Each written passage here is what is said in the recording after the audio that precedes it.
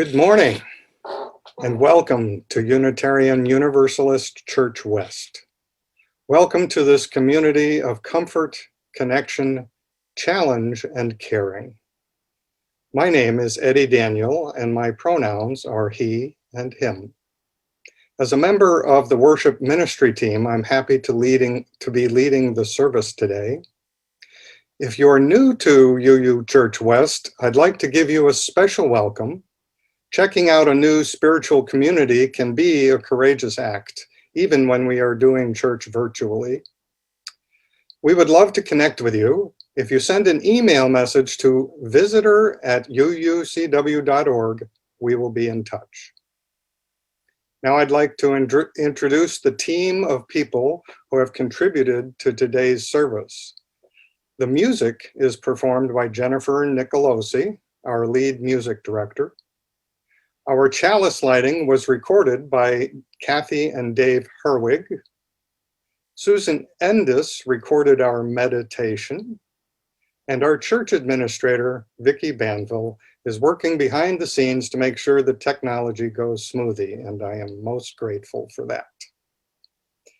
And I am especially delighted now to introduce and welcome home to UUCW, if only virtually, Cynthia Phinney.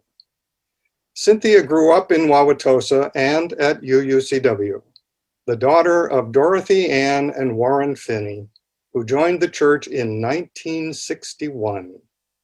Since 1976, Cynthia has lived in Maine, where she has worked in a variety of industries. When she secured a job at Central Maine Power, she became a member of the International Brotherhood of Electrical Workers. After several years there working with the tools, she was hired as a full-time organizer for the union, and then served 2 terms as elected business manager of IBEW Local 1837. In 2015, she won election as president of the AFL-CIO of Maine, a federation of approximately 160 labor organizations comprised of nearly 40,000 workers across the state.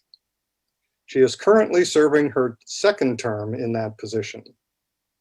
She also plays fiddle in a band, raises culinary herbs to sell at a local farmer's market, and lives off the grid with her husband, Paul.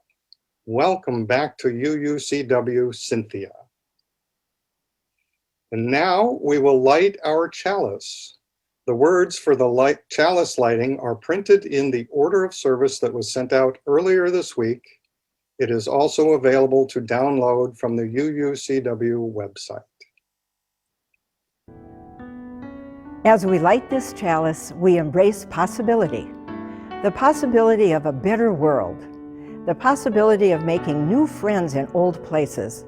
And the possibility that we could be wrong about things we were sure were right.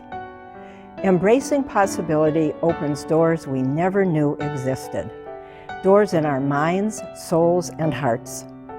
May the light of our chalice inspire us to move through those doors and embrace possibility this day and all days.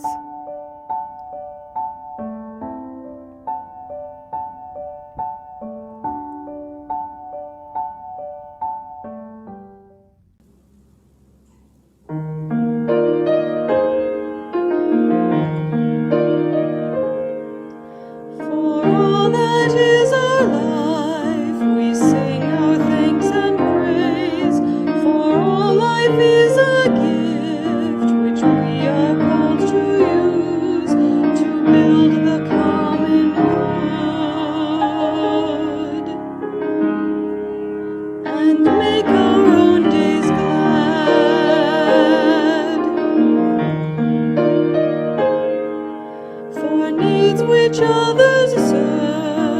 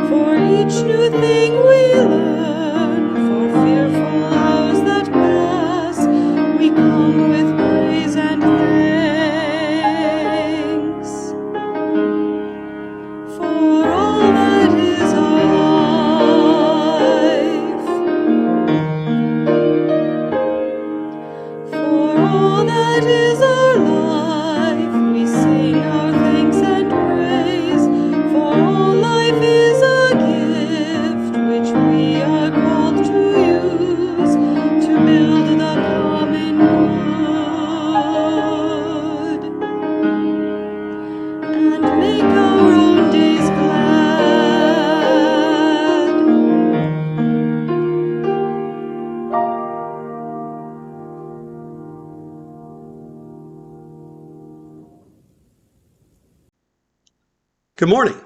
I'm Dave Cicero, Director of Lifespan Religious Education here at Unitarian Universalist Church West, and the pronouns that I prefer people use for me are he and him or their. Today's worship topic is essential workers. And who is more essential than those who bring us our food? Yes, farmers, truck drivers, grocery employees, mom, dad. But what about the farm animals? Some of us believe that people should totally avoid relying on other animals for their food, so instead follow a plant-based diet. These people refer to themselves as vegan. Some of us avoid meat, but still eat animal products like honey, milk, and eggs. These people are known as vegetarians. Others of us, omnivores, still eat meat and hopefully are able to prepare meals from animals that were raised and butchered more humanely than others. But I wonder what the animals themselves think about how they're being raised. Might living every day just to provide food for humans lead to wanting a more comfortable or fulfilling life? Our story today imagines cows and other animals communicating those desires with their farmer. What lessons might their efforts teach us about demanding fair treatment in exchange for the labor we provide, and about what we can expect for our own lives? The following story is called Click, Clack, Moo, Cows That Type. It's written by Doreen Cronin and published by Athenaeum Books. And it's read today with permission from Simon & Schuster. Enjoy and learn. Hi, I'm Vicki Barker, and I'm a part owner for Barker Farm, and we have Holsteins. We milk 125 milkers twice a day. And I'm here to read you a book today, Clickety Clack Moo, Cows That Type, by Doreen Cronin and pictures by Betsy Lewin.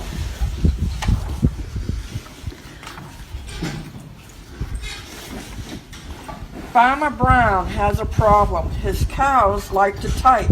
All day long he hears, click clack moo, click clack moo, clickety clack moo. At first he couldn't believe his ears. Cows that type? Impossible. Click clack moo, click clack moo, clickety clack moo. Then he couldn't believe his eyes. Dear Farmer Brown, the barn is very cold at night. We'd like some electric blankets. Sincerely, the cows.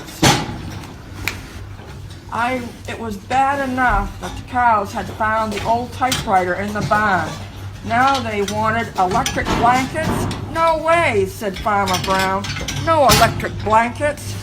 So the cows went on strike. They left a note on the barn door. Sorry, we're closed. No milk today. No milk today, cried Farmer Brown. In the background, he heard the cows busy at work. Click, clack, moo, click, clack, moo, clickety, clack, moo. The next day, he got another note. Dear Farmer Brown, the hens are cold too. They'd like electric blankets. Sincerely, the cows. The cows were growing impatient with the farmer. They left a new note on the barn door. Closed. No milk, no eggs. No eggs, cried Farmer Brown in the background. He heard them clickety-clack moo, clickety-clack moo, clickety-clack moo. Cows that type, hens on strike, whoever heard of such a thing? How could I run a farm with no milk and no eggs? Farmer Brown was furious. Farmer Brown got out his own typewriter. Dear cows and hens, there will be no electric blankets. You are cows and hens. I demand milk and eggs. Sincerely, Farmer Brown. Duck was a neutral party, so he brought the ultimatum to the cows. The cows held an emergency meeting. All the animals gathered around the barn to snoop, but none of them could understand moo. All night long, Farmer Brown waited for an answer. Duck knocked on the door early the next morning. He handed Farmer Brown a note. Dear Farmer Brown, we will exchange our typewriter for electric blankets. Leave them outside the barn door and we will send Duck over with the typewriter. Sincerely, the cows. Farmer Brown decided this was a good idea. He left the blankets next to the barn door and waited for Duck to come with the typewriter. The next morning he got a note. Dear Farmer Brown, the pond is quite boring. We'd like a diving board. Sincerely, the ducks. Click, click, quack. Clickety, clack, quack. Clickety, clack, quack.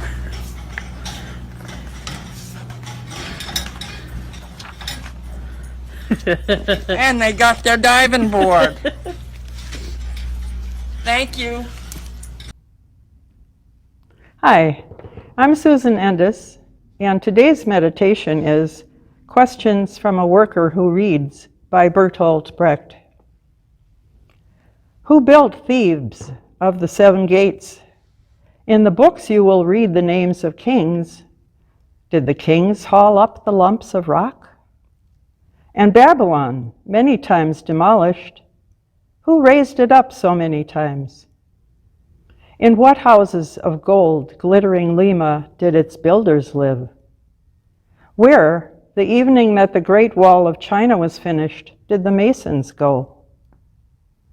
Great Rome is full of triumphal arches. Who erected them? Over whom did the Caesars triumph?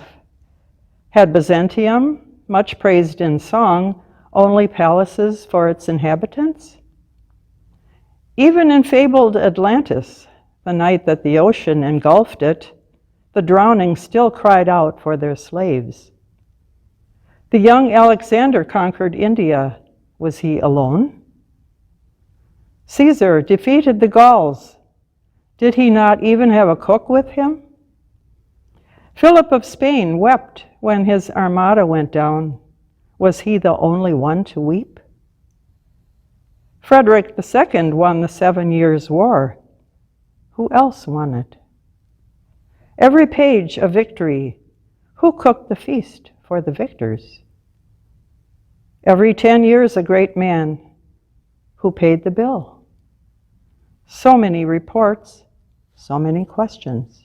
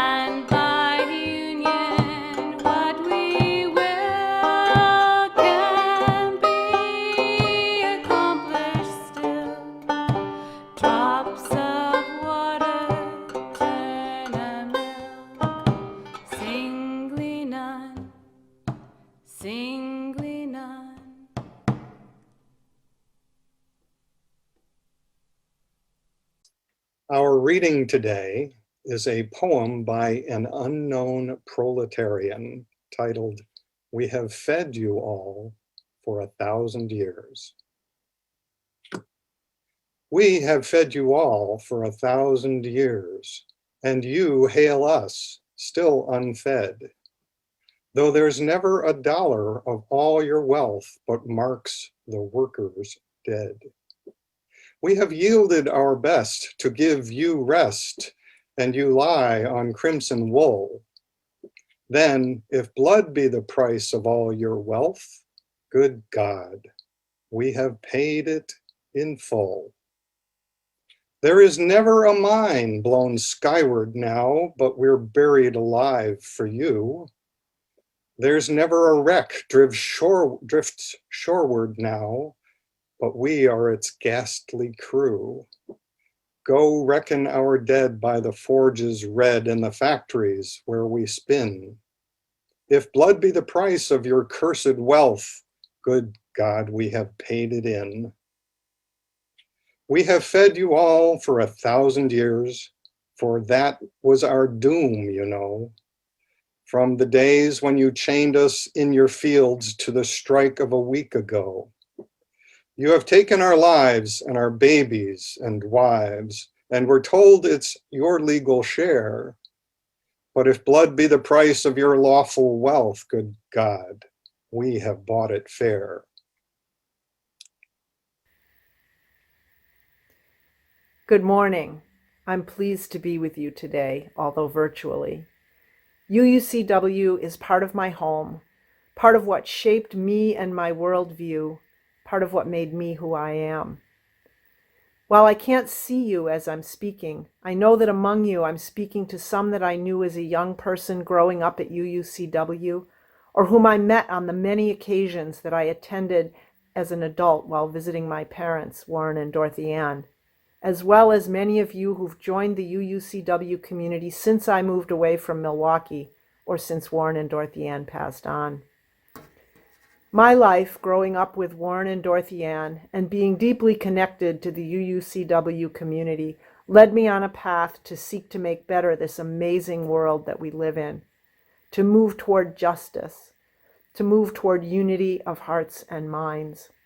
And that path, though winding, led me to where I am now, the elected leader of a federation of labor unions in my adopted state of Maine, approximately 160 organizations comprised of or representing approximately 40,000 workers across the state where I live. I was pleased for the invitation to speak at your service, first extended by Susie Endis and then confirmed by Reverend Suzelle. It provided for me an opportunity as Labor Day approached to step back from the day-to-day work and reflect more broadly on what's happening for workers in our economy and how engagement with that might be shaped by UU values and perspective, and provided the opportunity to share that reflection with you. This past 18 months has shed light on work and workers and made more widely and starkly visible many of the more hidden costs and risks of work as we've organized it in our society. Grocery workers found themselves declared essential and expected to show up and continue to work even as shoppers across the country were wiping down their groceries before bringing them into the house lest coronavirus come in with the food. Food. We need food. So not only the grocery workers, but also the food producers were deemed essential. Meat processors and packers working closely under conditions that facilitated the spread of COVID-19 fell sick in plants across the country, including in both your state and mine. And workers exposed to the virus at work brought it home to their families. We have fed you all for 1,000 years. The words in that poem remind me that the pandemic, of course, was not the beginning of injustice or inequities for the workers who perform the essential functions of keeping us fed, housed, and safe, as well as our desires met and our systems functioning. A cornerstone of the UU faith, as I learned it, is to question, to seek to learn. The pandemic gave many pause to ask questions that they may not have asked before, or that needed to be asked again, perhaps more loudly. There are so many questions to ask about all of this. What choice or voice do these workers have in what happens in their workplaces? In whose real interest are the decisions made? Does the pay of the workers reflect the risk they take to provide essential services? If not, why not? Are there better ways to keep workers safe and still provide what everyone actually needs, including the workers? In March of 2020, as the coronavirus came to Maine and real hard decisions had to be made to try to minimize the spread, my organization convened a COVID response committee so union leaders could share what was happening in their workplaces and how they were responding. We heard stories of healthcare workers who had to wash and reuse personal protective equipment such as N95 masks that they had been told should always be disposed of after use. We heard about first responders needing to take even more precautions than they ever had with every ambulance call, because there was no way to know whether someone was carrying the virus and they were in close quarters. We heard about teachers agonizing about how to keep themselves, their students, and their students' families safe as we raced to learn more about how the virus actually spreads and what could be done to slow or stop it. We heard about mill workers deemed essential and continuing to report to work and do jobs that required close contact with co-workers in tight quarters. Union leaders shared tactics and strategies of workers using their collective voice and power to encourage or, when necessary, force management to do more to keep people safe in their workplaces. This included not only workers, but also patients, students, customers. And we heard more stories of solidarity. A local factory whose business was almost totally dependent on conferences and conventions to sell their merchandise had almost all their orders canceled when the pandemic hit. With no work to do, on top of the dangers to workers in close quarters on the factory floor, they sent the workers home, and then immediately pivoted to be able to manufacture masks and other personal protective equipment.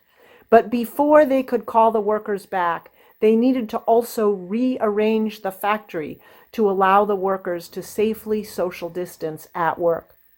A chance conversation with a member of the stagehands union, who, along with all his co-workers, were not deemed essential and were totally out of work from the moment things began to shut down, led to a weekend of volunteer labor, moving equipment and erecting airflow barriers between workstations so the workers could safely return to work on Monday.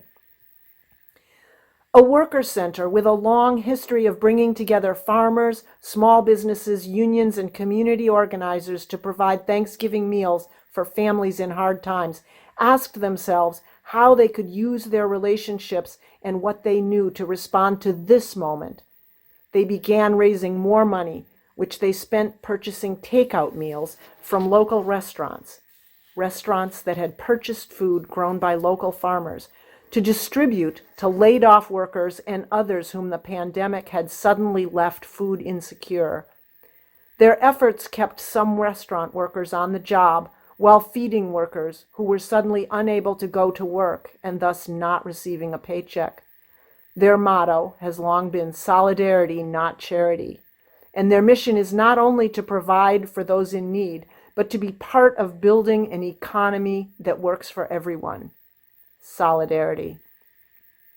These stories and strategies shared around the table, or Zoom window, as it actually happened, strengthened the ability to respond to the myriad situations these leaders and union members were facing in workplaces around our state. And the questions kept coming. How can we organize the economy to be more resilient, more responsive? What if we organize our economy with the goal of meeting everyone's essential needs? Workers themselves are also asking questions. Questions like, does it have to be this way? Is this right? Can there be a more fair system? Can I change what is happening here? Am I the only one who thinks this should change? As the visible face of unions, the AFL-CIO is one of the places workers reach out to when they start to think that they would like to change conditions where they are employed. The months of the pandemic have seen a sharp uptick in these calls, Facebook messages, emails, and online inquiries from workers wanting to know what their rights are, asking how to form a union where they work, wanting to know what it might take to make change on their jobs. We're happy to talk with these workers when they reach out and, if their interest is strong, connect them with appropriate unions. But joining a union isn't as easy as joining a church or a social justice organization. The most common way to form a union in the current era and under our current labor laws is by an election. That sounds reasonable, doesn't it? But imagine, if you will, an election different from the ones we participate in for city council or governor or president. It's an election where one candidate or party can require you to attend their speeches and rallies every day if they want to, can pull you into their office and talk with you one-on-one about why you should vote for them, about why the other candidate will ruin your life. The other candidate or party can only talk with you, if you choose, on your own time to meet them.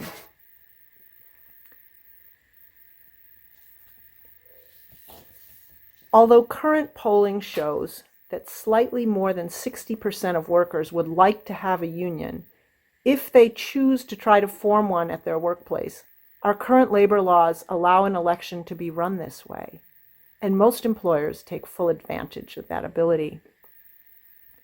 This is the state of our current labor law. Again, the questions. How did this happen? The National Labor Relations Act, the NLRA, was passed in 1935.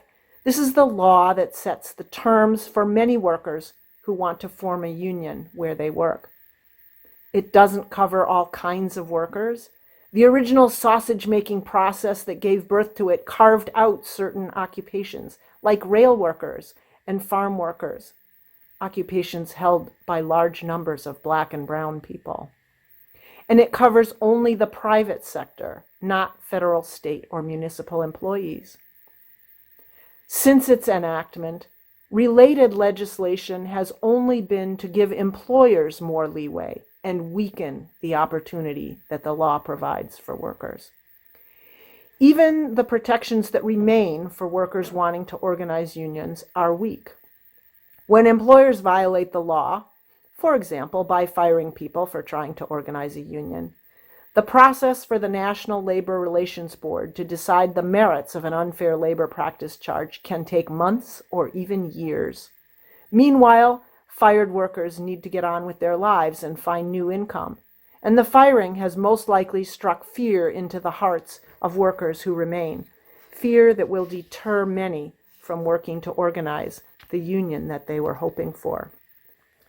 Penalties are rarely more than posting a notice and reimbursing lost pay, minus any amount the workers themselves earned elsewhere after termination, and are easily absorbed into the cost of doing business. The exercising and perhaps stretching of these employer rights was seen in Wisconsin recently at Collectivo Coffee, an effort in which the workers narrowly prevailed despite the obstacles, but the cumbersome process meant that it took months to get all the votes counted. Nationally, in Bessemer, Alabama, Amazon workers were defeated in a campaign that included audacious anti-union moves by the employer, including petitioning the National Labor Relations Board to add thousands of workers to the group that had petitioned to form one, and successfully pressuring the post office about placement of a mailbox for voting. In Maine, nurses at our largest hospital were working to organize, and at a time when COVID vaccines were available to only a very small slice of the population, hospital management allotted some of the precious serum to vaccinate hired union busters from out of state so that the busters could have unfettered access to the hospital workers throughout the facility. There's an act in Congress that seeks to reverse this trend. It's called the PRO Act, which stands for Protecting the Right to Organize.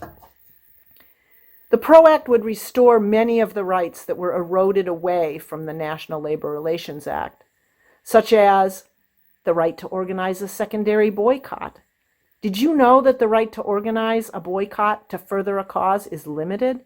If you want to boycott, for example, a big strawberry producer because of how they treat their labor, you can. Don't do this unless the workers want your solidarity, but if they do, go for it. However, if you want to organize a boycott of a grocery chain that won't stop buying berries from that producer, no, illegal. The PRO Act would also set meaningful penalties for employers who break the law. It would establish a process to require mediation if necessary to get a contract within a year of workers voting to form a union. Stalling and dragging out negotiations for a first contract until the workers are discouraged and can be persuaded to vote to decertify the union is a common tactic. Do we believe in democracy? Should workers be able to have a collective voice in the conditions of their labor? Should they be able to make that choice free from coercion and fear instilled by the very entity that controls their income? As a labor movement, we have answered yes to these questions. And the PRO Act is part of what we're doing to make that yes a reality. You can learn more about what labor is doing to pass this legislation by Googling AFL-CIO PRO Act. And you can join the action by contacting your representatives and senators about it. You can think about the conditions for the workers in all the places you do business, the workplaces where you, your friends, or your loved ones work. You can ask questions about the work we value, how we value it, and whether our system allows the value of that work to create appropriate value for the people who perform it. The voices of people of faith, as they always have been, are critical in the fight for social and economic justice, to address income inequality and improve the lives of tens of millions of workers for generations to come. Labor Day calls us to recommit ourselves to working together in partnership, in solidarity, to build with our common values and address our shared concerns, to ask the questions, why is this so? And what can I do to make change? And finally, how can I stand in solidarity with you?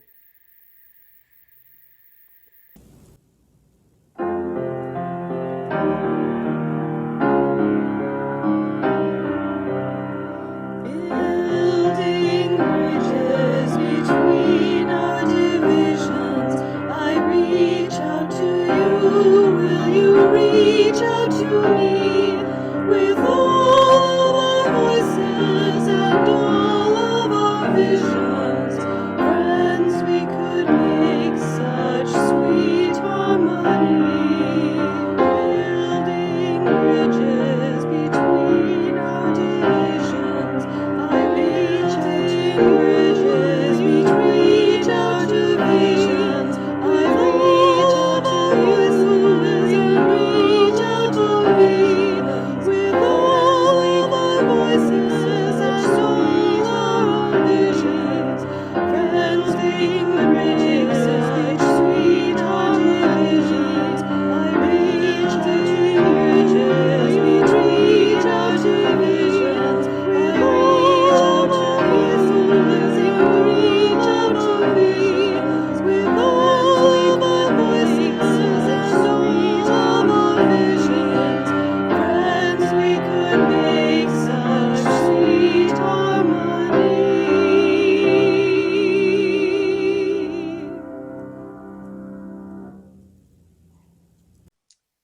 UU Church West's Split the Plate program is one of outreach and generosity. Each month, we give half of all undesignated offerings to a nonprofit organization to help us live our Unitarian Universalist values and serve our community. Our Split the Plate partner for September is Micah, Milwaukee Inner City Congregations Allied for Hope. Here is an inspiring video highlighting Micah's challenges and accomplishments over the past year. We rise,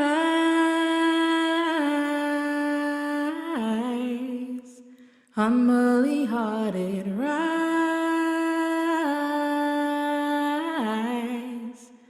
won't be divided, rise, with Spirit to guide us, rise,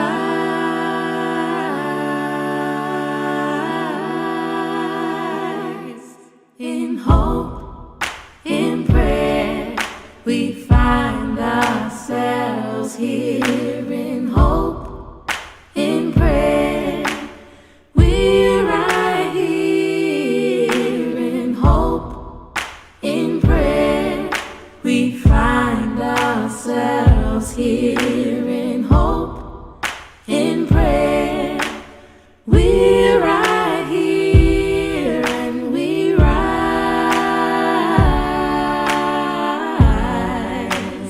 all of the children rise,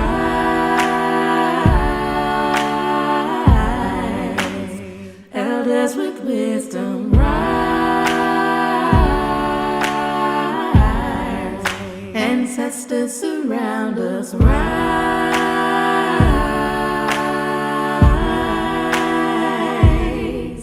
in hope, in prayer, we find ourselves here in hope, in prayer, we're right here in hope, in prayer, we find ourselves here in hope, in prayer, we're right here and we rise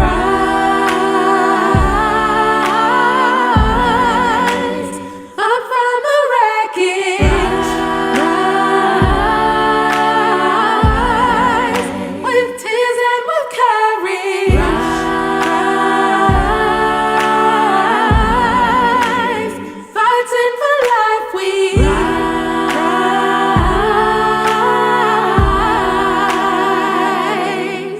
in hope, in prayer, we find ourselves here in hope, in prayer, we're right here in hope, in prayer, we find ourselves here in hope, in prayer, we're right here and we rise,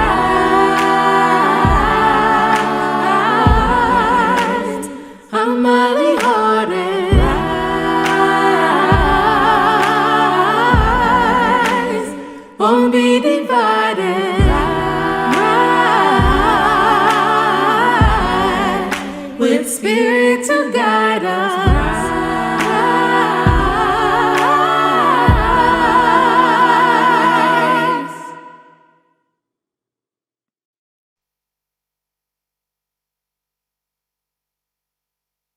O Spirit among us, our lives are so linked with one another that all we do affects all other lives, for good or ill. So guide us in the work we do, that we may do it not for self alone, but for the common good. And as we seek a proper return for our own labor, make us mindful of the rightful aspirations of other workers and arouse our concern for those who are out of work. Together in spirit, together in action, forever and ever. Amen.